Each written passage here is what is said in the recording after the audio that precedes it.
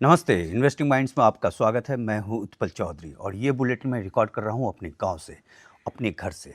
और इस पे आज हम लोग बात करेंगे आपके निवेश से जुड़ी हुई खबर, चाहे वो शेयर बाजार का हो, चाहे वो सोना चांदी और तमाम चीज़ प्लॉट का हो, उस पे हम लोग चर्चा करेंगे। तो सबसे पहले हम लोग ये बात करते हैं सोना चांदी को लेकर, क्योंकि जो मामला चल रहा है, जिस तरीके से उठापटक चल रहा है, और आज 29 अक्टूबर है, आज जो है कॉमेक्स में जो है वो एक्सपायरी भी है।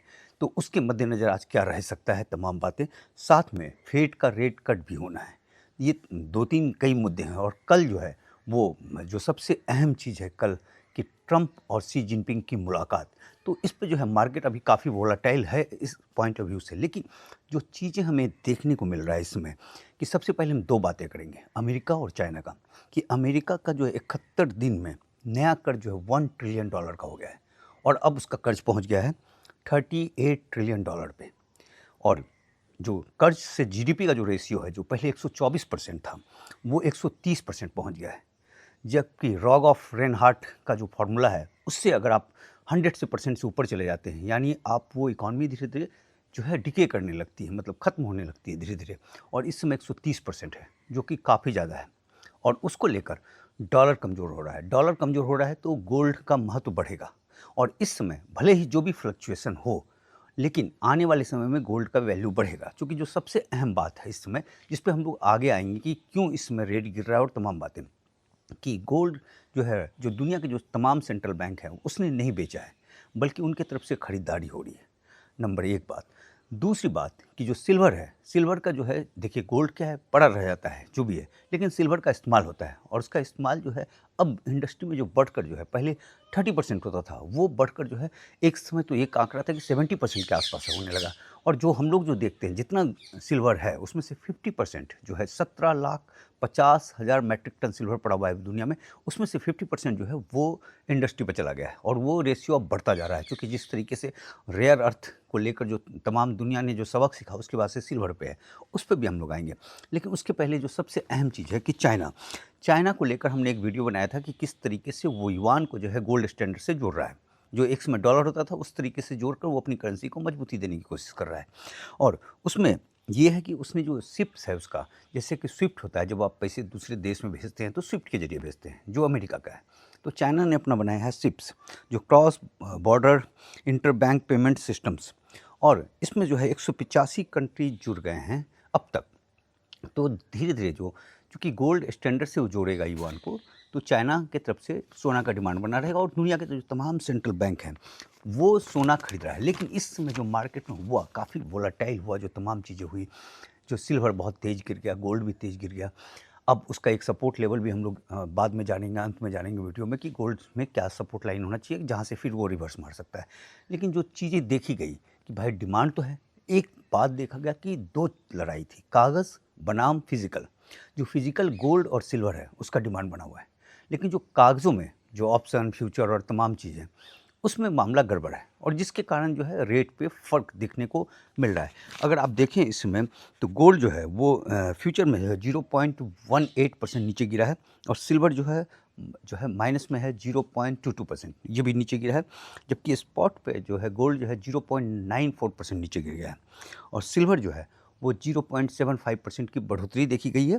और ये अभी जो 48 वाला जो एक मार्क का था, वहाँ 47 के आसपास है डॉलर प्रति आउंस पे। तो मेन जो बात अभी जो देखा गया पिछले 10 दिन में, जो गोल्ड और सिल्वर के साथ जो हुआ, और उस पर से जो रिपोर्ट सामने आ रही है, उस पर है कि गोल्ड सिल्वर में मार्केट मैनिपुलेशन हुआ ज़बरदस्त। यूएस का बढ़ता कर्ज और चीन का नया फाइनेंशियल सिस्टम, जिसके बारे में हमने बात किया, तो उसमें जो कई सारी चीज़ें उठी हैं, जिस पे नज़र जा रहा है कि कीमत जानबूझकर गिराई गई थी। गिरावट जो है इमोशनल रिएक्शन से पैदा होता है, और लोगों में डराने के लिए पेपर मार्केट में शॉर्ट पोजीशन कवर करने के लिए किया गया। और जिस समय ये चीज़ें की गई, उस समय ट्रेडिंग लिक्विडिटी बहुत कम था। एक समय होता है कि एक वक्त होता है जबकि काफ़ी कम होता है, तो उसी समय इस्तेमाल किया गया, कीमतें तेज़ी से गिरी और मार्केट में भ्रम फैल गया। तो लोगों में पैनिक हो जाता है। देखिए, बड़ा मछली इसमें जो है, बड़ी मछली जो है वो कमाती है, छोटे लोग सब जो होते हैं वो फंस जाते हैं। तो इस तरीके से इन चीज़ों पे हो गया। अच्छा, और जो चीज़ देखी गई कि ट्रेडिंग जो था वो रेशनल नहीं था, साइकोलॉजिकल इफेक्ट मार्केट को दे रहा था। कि बेचो बेचो बेचो, जो हो जाता है खरीदो खरीदो खरीदो। तो वो चीज़ें यहाँ पे रिफ्लेक्ट देखने को मिला। चूँकि सिल्वर और गोल्ड में कॉमिक्स में जो है बहुत ज़बरदस्त डिलीवरी हुई है अक्टूबर माह में, रिकॉर्ड तोड़ डिलीवरी हुई है, और जो इतिहास में जो बड़े-बड़े जो डिलीवरी हुए हैं उस टाइप का हुआ है। सिल्वर का आंकड़ा आया है कि 1183 टन जो है वो डिलीवरी हुआ जो है अक्टूबर महीने में, यानी जो अभी अक्टूबर खत्म ही नहीं हुआ है। तो इस तरीके से आप देखिए कि इतिहास में बड़े महीनों में एक शामिल था। और दूसरा, सिल्वर के ETF में जो है 8 करोड़ 40 लाख शेयर का शॉर्ट पोजीशन बना था, और लगभग 15% आउटस्टैंडिंग शेयरों के बराबर था वो, इतना ज़बरदस्त बनाया गया था। तो जो चीज़ें देखी जा रही है गोल्ड और सिल्वर दोनों चीज़ों को मिलाकर, कि पेपर बनाम फिजिकल की लड़ाई है। पेपर प्राइस को नीचे धकेला जा रहा है ताकि फिजिकल डिलीवरी रिकॉर्ड स्तर पे, जबकि फिजिकल डिलीवरी रिकॉर्ड स्तर पे है, ठीक। और गोल्ड में जब पेपर मार्केट में कीमत गिरती है तो बड़े खिलाड़ी फिजिकल गोल्ड जो है और सोना वो खरीदते हैं। ये चीज़ देखा गया, जब होता है रेट गिर गया तो रेट गिर गया, आपके लिए रेट गिर गया, आपने खरीदा मान लीजिए महंगा जो है, और वहाँ आपका रेट 20% नीचे गिर गया, तो आप जाओगे बिकवाली करने के लिए और बड़ी मछलियाँ खरीदेंगे वहाँ पे, जो सबसे बड़ी बात है। तो बड़ी मछली जो है ये गिरावट जानबूझकर सुनियोजित ढंग से सिंडिकेट्स के साथ इसको करवाया गया ताकि लोगों में पैनिक फैले और फिजिकल गोल्ड और सिल्वर की खरीदारी हो सके। ये चीज़ें देखी गई है, क्योंकि जो ओवरऑल जो निकला उसमें कि पेपर मार्केट में मैनिपुलेशन के बावजूद भी जो फिजिकल जो है डिमांड पे है गोल्ड और सिल्वर दोनों का। और अगर सरकारी बैंक, दुनिया के जो तमाम सरकारी बैंक खरीद रहे हैं, तो संकेत आप साफ साफ समझ सकते हैं। और फ्यूचर मार्केट जो है वो 200 गुना बड़ा था जो है फिजिकल मार्केट से, और उससे रेट को फ्लक्चुएट करके वो फिजिकल निकल रहा था। और जो एक चीज़ देखा गया था कि लंदन और शिकागो का जो प्राइस था उसका अंतर जो है 4% प्रीमियम पे था। तो लोग क्या कर रहे थे कि उधर मतलब कागज़ों में ही बेचा, इधर खरीदा, और इस टाइप से मामला जो है सलटाया जा रहा था पूरी तरीके से। तो ये एक चीज़ है। और दूसरी बात कि इस समय जो लंदन का जो बुलियन मार्केट है, जो सबसे बड़ा जो है उसका रोल है पूरी दुनिया में, हालांकि शिकागो तैयार हो रहा है, लेकिन अभी शंघाई तैयार हो रहा है, लेकिन अभी उस लेवल पर गया नहीं है। तो एक चीज़ आ रही है कि जो सिटी ग्रुप और मॉर्गन स्टैनले दोनों बैंक जो हैं वो लंदन के गोल्ड वॉल्टिंग और क्लियरिंग बिजनेस में प्रवेश करेंगे। अब तक क्या था कि वहाँ JP मॉर्गन हावी था, और JP मॉर्गन पे बहुत बार आरोप भी लगा है कि उसने काफ़ी मैनिपुलेट किया है। एक बार उसका रेट, उस पर ज़बरदस्त फाइन भी लगाया गया था, कई मिलियन डॉलर का फाइन लगाया गया। यानी LBM जो है अब एक बैंक पे निर्भर नहीं करेगा, और उस पर सिटी ग्रुप और मॉर्गन स्टैनले का भी रोल हो जाएगा। तो उससे क्या होगा कि एक तरफा जो आप मैनिपुलेट करते थे उस पर एक अंकुश लग सकता है। अब आते हैं हम लोग सपोर्ट लेवल पे। गोल्ड को लेकर जो सपोर्ट लेवल है वो है डॉलर पे चलेगा, क्योंकि देखिए उसको फिर रुपीज़ में कन्वर्ट करने में बड़ा वो हो जाता है, मतलब कर सकते हैं लेकिन वो अलग अलग कहानी हो जाती है। जो इसमें है कि पहला सपोर्ट लाइन जो है वो 3770 3770 सपोर्ट, और वहाँ से लेकर 3800 3800 वो एक पहला सपोर्ट है। और दूसरा सपोर्ट है $3400 $3400।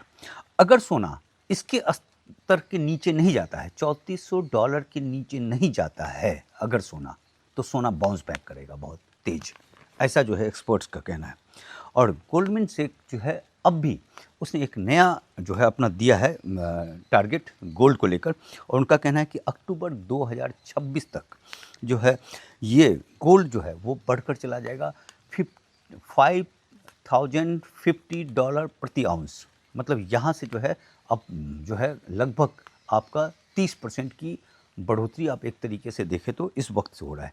और सिल्वर को लेकर भी उसका टारगेट जो है वो अब से लेकर यहाँ जो बैठा हुआ है जिस जगह, वहाँ से 20 से 25% की ऊपर बढ़ोतरी कोट कर रहा है। तो उसको लेकर कुल मिलाकर ये बुलिश है। और बाकी हम लोग जो है थोड़ी सी रिमझिम बारिश होने लगी है। तो शेयर बाज़ार को लेकर हम लोग बात कर लेते हैं। हमारा जो मार्केट था कल 29 पॉइंट्स की गिरावट हुई 25,936 पे, और सेंसेक्स जो है 84,628 पे बंद हुआ 150 पॉइंट की गिरावट के साथ। मिड कैप में बहुत ही मामूली हल्की सी मतलब लाली में बंद हुई बस। स्मॉल कैप में वो भी हल्की सी बढ़ोतरी थी, और PSU भी मतलब मामूली सा ही बढ़त था। और कल FIs की खरीदारी 10,061 करोड़ का है। इसका ब्रेकअप मेरे पास नहीं है, मिल नहीं पाया कि ये खरीदारी क्या हुआ है, कि वन टाइम कोई डील हुआ है या क्या हुआ है, क्योंकि उसके हिसाब से मार्केट में कोई रिएक्शन हुआ नहीं, 10,000 करोड़ की है। और DIs की खरीदारी 636 करोड़ का था। FI जो है अब तक जो है 2,28,000 करोड़ का माल बेच चुका है, और जबकि DI जो है 6,13,000 करोड़ का माल खरीद चुका है। और जो बहुत ज़बरदस्त खरीदारी है। और जो रेजिस्टेंस सपोर्ट की बात है वो 26,100, वो बड़ा जो है अभी रेजिस्टेंस दिख रहा है, उसको अगर क्रॉस करता है तो फिर 26,300, जिसमें कि ऑल टाइम हाई 26,277 एक पड़ा होगा, जो कि 27 सितंबर 2024 को बना था। और इधर नीचे अगर जाता है तो 25,850 और 25,800 वो है। और इसमें जो दिख रहा है वो एक डॉजी कैंडलस्टिक दिख रहा है, यानी कन्फ्यूजन है इसमें बुल और बेयर में कि क्या किया जाएगा। और निगाह रहेगी इसमें US के फेड रेट पे कि उसका क्या रहता है, तमाम चीज़ें होती हैं। बाकी एक चीज़ कर लेते हैं कि IPO को लेकर बड़ा ज़बरदस्त घूम रहा था। 2023 में IPO, मैंने भी IPO में पैसा लगाया, बड़ा जमकर कमाया। 24 में भी इसी तरीके से था, क्योंकि 23 में रिटर्न देखा गया था 23%, 24 में जो है जो IPO आए थे, ओवरऑल जो IPO आया था उसमें 24% के आसपास की बढ़ोतरी हो गई थी। लेकिन इस साल जो है अब तक सिर्फ 2.9% की बढ़ोतरी हुई है। कुछ एक IPO जो है ऊपर भागे हैं, कुछ एक नीचे भागे हैं। तो यानी IPO में जो आंख मूंद कर जो पैसा लगाते थे उस चीज़ से बचना चाहिए। अब उसका बुक वैल्यू देखना चाहिए, कंपनी को देखना चाहिए, मैनेजमेंट को देखना चाहिए, तमाम बातें हैं। तो आज शेयर बाज़ार में थोड़ा सा कम रिसर्च कर पाए कि बड़ा हौच-पौच था, चूँकि घर आए थे और तमाम चीज़ें। तो कल से जो है फिर 50-50 ये दोनों चीज़ें रहेंगी। और तो कल जो सबसे बड़ी निगाह रहेगी वो ट्रंप और शी जिनपिंग की बैठक में होगा कि उससे क्या निकलता है, और उससे पूरे दुनिया का इकॉनमी, पूरा दुनिया का शेयर बाज़ार, पूरा दुनिया का सोना और चांदी का बाज़ार, ये तय होगा। बस इतनी ही खबर है, कल मिलते हैं।